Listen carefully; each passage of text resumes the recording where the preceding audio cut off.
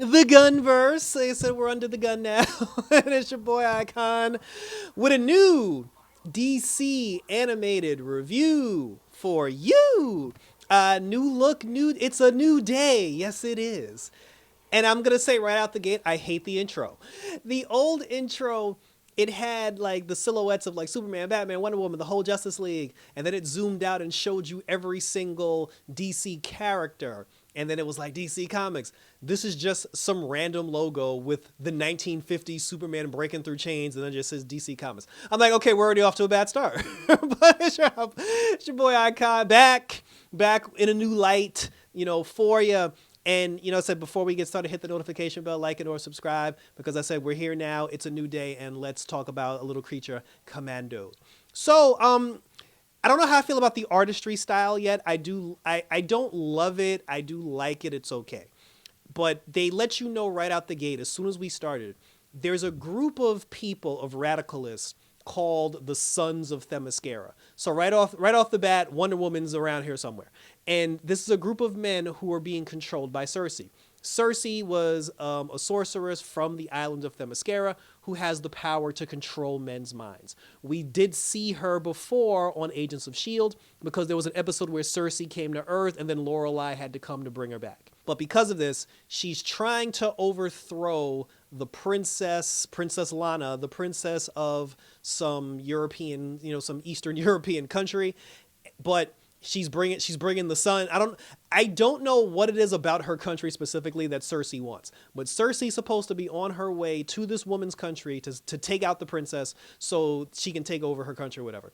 The princess, however, because the queen is about to die and the princess is about to take over, the princess wants to take her country into the 21st century, so she's willing to work with America and share her resources, and America shares their resources, this, that, and third, blah, blah, blah. So because of this, they consider her an ally, so now they have to protect her from Cersei.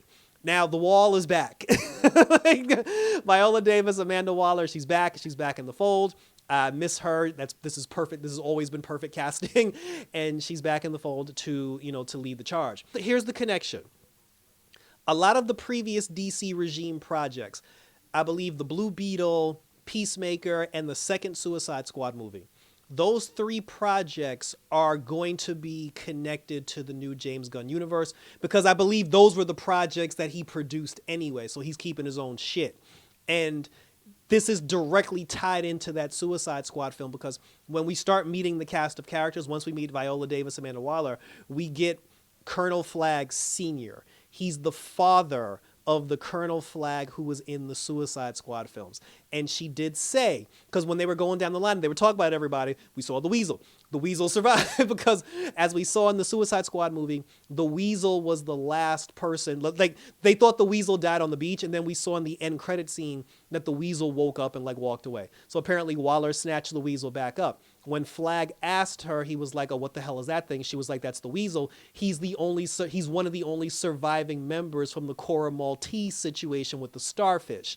And then that's when she was like, I apologize because her son Peacemaker killed her son, in that movie. So this directly ties in with the second Suicide Squad film. And then there was a moment where she said that we need a group of people to protect the princess, and I got to put a team together. And then that's when Rick Flag Sr. said, I thought you weren't allowed to do the Task Force X thing anymore since your daughter outed you to the public, which is what happened in Peacemaker. In Peacemaker, Amanda Waller's daughter, Anabayo, she outed her as being the head of this Eagle Argus organization. So she was banned from doing all sorts of projects. So we got our tie. We have our direct tie-in. So that's cool. So it's not like this thing is just starting out of nowhere. We do have something that we can pull it from. We can attach it to, and then we can start building a universe from there. So now that Colonel Flagg Sr. is in charge, he's going down, Amanda Waller's sending him down to Eastern Europe along with the Suicide Squad, the Creature Commandos, because since she's no longer allowed to use human prisoners, she's going to use the monster prisoners. And those monster prisoners are, number one, the Bride. We've more on that later. Number two, Dr. Phoebus, Morpheus, basically Dr. Radiation, a guy who did experiments and turned himself into living radiation. The Weasel, of course. G.I. Robot, which is a dumb name. They should just call him G.I. Ro. And there's also this fish lady whose name is Nina. And right out the gate, Nina's like my favorite character. I need to understand why she's in Task Force X, because this was like the sweetest, kindest, like most endearing girl. I don't know why she's on this team, and I'm looking forward to find out how she got on the team. She reminds me of Lagan Boy from Young Justice. Like, she looks like one of those characters. She has to wear like a wetsuit because she can't breathe out of water, which kind of sucks, but but it's whatever. So anyway, so now the whole team, like, they're going down to find out what's going on, and they're going there to basically protect the princess. They get there, they meet the princess, they meet everybody. The sons of Themyscira are there, and they're just like, oh, the princess got herself a new security detail. Everybody gets there, they meet the princess. The princess is like a fairly young girl, probably maybe like in her early 20s. And her mother was at the dinner table, who was completely comatose and drooling from the mouth because she had a feast and a banquet for everybody.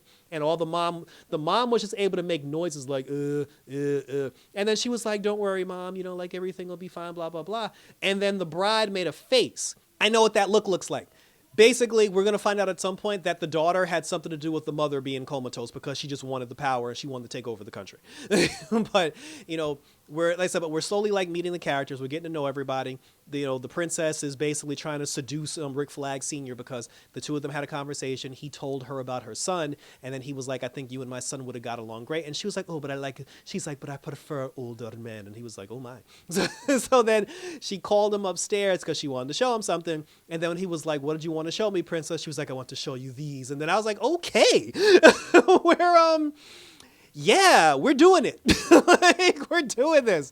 And if this is what's to come in the James Gunn universe, I'm all for it. I say the yay completely. Yay all day. And I do like that, though, because although James Gunn he originated from like the Marvel universe, there will be a sense of comedic aspects to the stuff. There will be some comedianism. And if you've been following me and if you know me, the one thing I hate when there's too much comedy and when the comedy isn't character specific. One thing about DC that I loved over Marvel was that the DC characters take this shit seriously and everybody's not trying to be a stand-up comedian. I'm going to expect some comedy with James Gunn. I just pray that it's character appropriate. But one thing that James Gunn is doing so far that I appreciate, although he may throw in some, because the sarcasm from like The Bride is off the chain. I actually love that shit. But one thing that he is doing, although he is implementing some comedic aspects of this stuff, he's also keeping it serious and he's keeping it real at the same time. So I'm appreciative of that so far. I have nothing bad to say about that.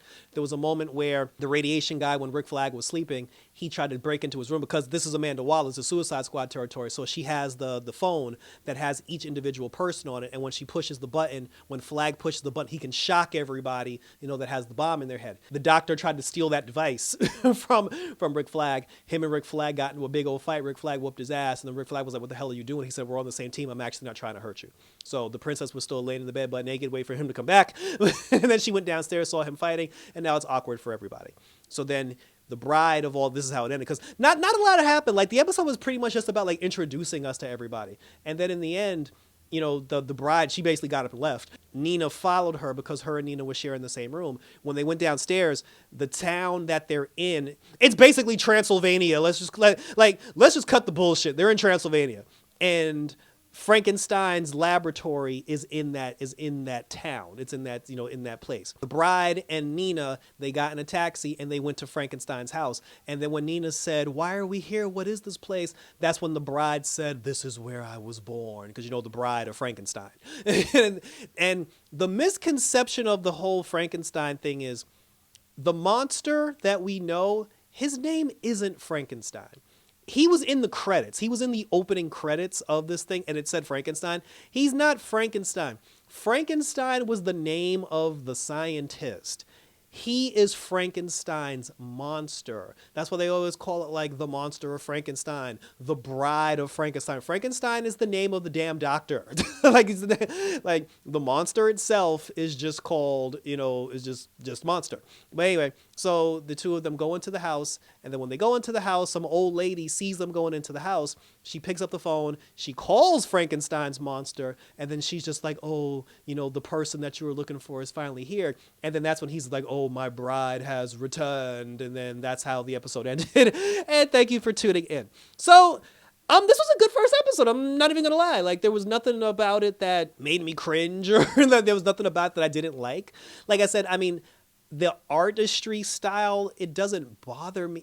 I don't hate it, but I was just like, it's cool. Maybe, it's not, I mean, it's not Young Justice, but like, the artistry is cool, but I like where it's headed, and I think we're off to a good start. So episode 2 is coming up right behind this, where I guess we're going to find out the bride's backstory, and then I look forward to reviewing that with all of you. So check out my other reviews, because I have the series finale of Superman and Lois up on my channel. I also have my review for the NXT Deadline pay-per-view. So like I said, like, Superman and Lois is over. So the original regime is done. We're into the new stuff now. So the only thing that we're reviewing right now was just Creature Commandos until Marvel's What If starts, and then we'll review that too. Check me out on social media. Check me out on X. Check me out on Instagram. Check me out on TikTok and on YouTube, where you can leave your questions, comments, and concerns.